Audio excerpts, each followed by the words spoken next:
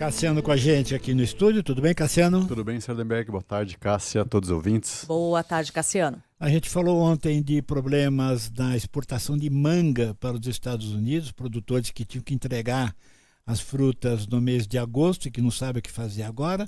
E hoje tem a informação de que frigoríficos do Mato Grosso do Sul paralisaram a produção de carne, porque não querem formar estoques. Isso, mas paralisaram a produção para exportação, né? Exatamente, a produção para os Estados Unidos especificamente. Isso, né? exatamente. Para paralisar a produção de carne que seria destinado aos Estados Unidos, porque não querem formar estoques, que criaria o problema de ter estoque sobrando que tem custo, né? Produto perecível, né? Produto perecível, exatamente. Em resumo, a situação o tarifaço dá uma paulada no agro, né? A cada dia uma paulada nova, viu, Sardenberg? Você falou da manga, né? Os produtores de manga do Vale do São Francisco, da região nordeste do Brasil, estão entre os mais afetados, mas também tem os produtores de uvas.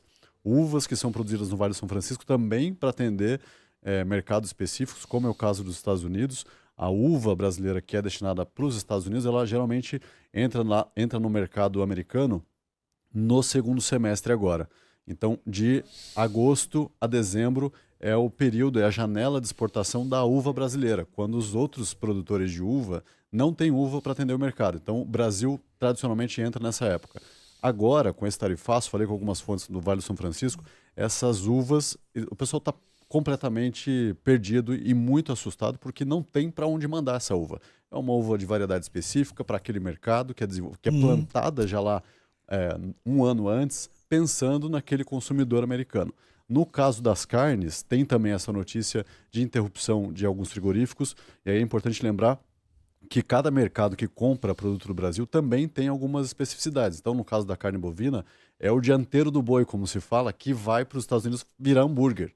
Então, essa produção que ia para os Estados Unidos, e parte dela, Cássia, já estava a caminho, estava em alto mar, a caminho dos Estados Unidos, ela deve ser redirecionada. Inclusive essa que já estava no percurso. Então ela deve ir principalmente para a Ásia, para o Sudeste Asiático, para a China, que virou o maior comprador de carne bovina do Brasil. Então, no caso das carnes, não que não seja um problema, existe um mercado mais pulverizado em que o setor consegue ali redirecionar essas cargas que iam para os Estados Unidos. No caso de frutas, no caso de suco de laranja, no caso de café, aí a coisa é muito mais complicada, porque são produtos ali muito consumidos nos Estados Unidos e em que o Brasil é o principal fornecedor. No caso do suco de laranja, mais de 40% das exportações do ano passado foram para os Estados Unidos. Ontem, o representante da entidade que representa esse setor exportador de suco, falou que a tarifa inviabiliza a produção e toda a cadeia produtiva, a cadeia industrial do suco de laranja no Brasil, porque os Estados Unidos são os principais compradores e já existe uma tarifa sobre esse suco de laranja que o Brasil precisa pagar para colocar, ou o importador precisa pagar para colocar esse suco de laranja brasileiro lá no mercado americano. Com mais esses 50%, a informação é de que 70% do preço do produto vai ser imposto, basicamente. Isso vai fazer o suco de laranja explodir no mercado norte-americano e já aconteceu isso ontem.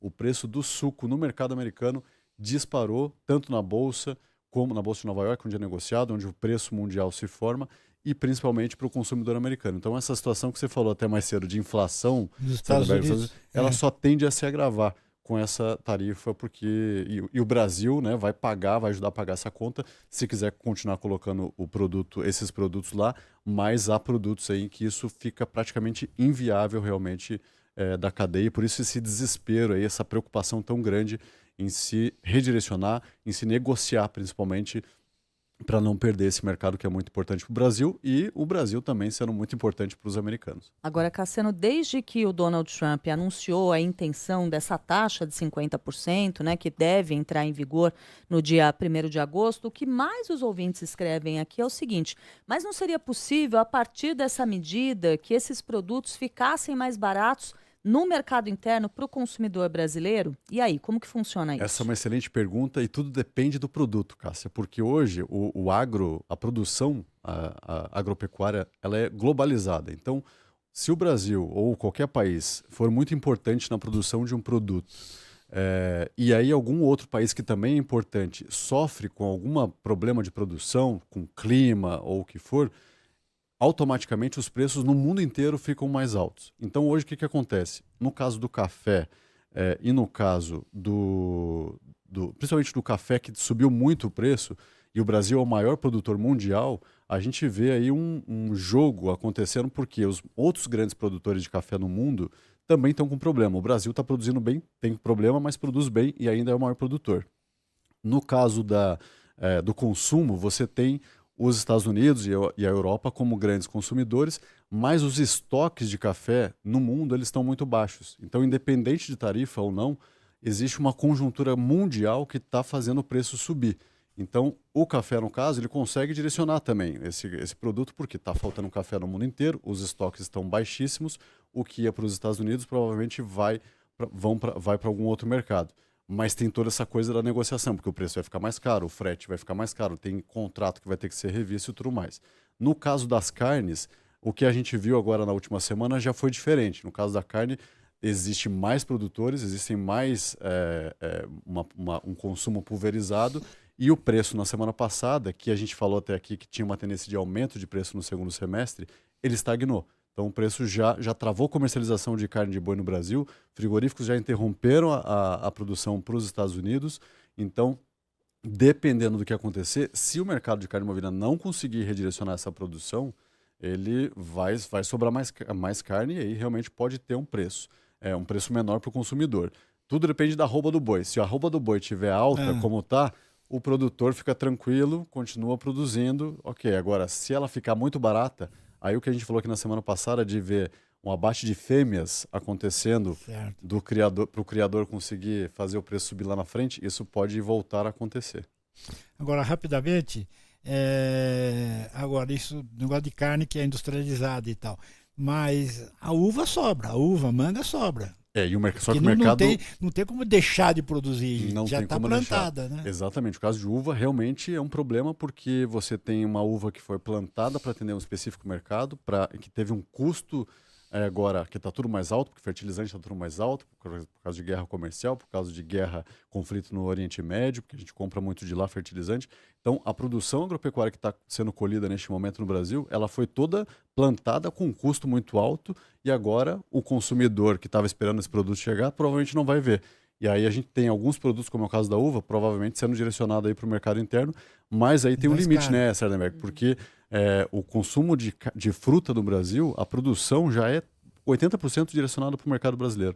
Então, a produção de fruta no Brasil ela já é abastecida. Então, tem um perigo aí de poder ver produto ficando ou muito barato e sendo prejuízo para o produtor, ou mesmo estragando, né? Que é o pior, que é o limite, né, da situação aí, do produto não encontrar um comprador. Mas aí tem todo esse jogo agora que está sendo construído lá em Brasília, aqui em São Paulo, em que o setor está pedindo principalmente negociação. Por que isso? Vamos negociar, porque a gente tem uma safra farta aqui de diversos produtos que precisa ir para esse mercado mundial, porque senão vai ser um problema para o produtor, para o consumidor aqui mesmo que o preço caia. Aí há exceções, mas assim, em geral é uma situação muito ruim, tanto para o Brasil como para os Estados Unidos. Cassiano, obrigado, Cassiano. Valeu, até a semana. Até a semana que vem, Cássia. Até mais, Cassiano, muito obrigada.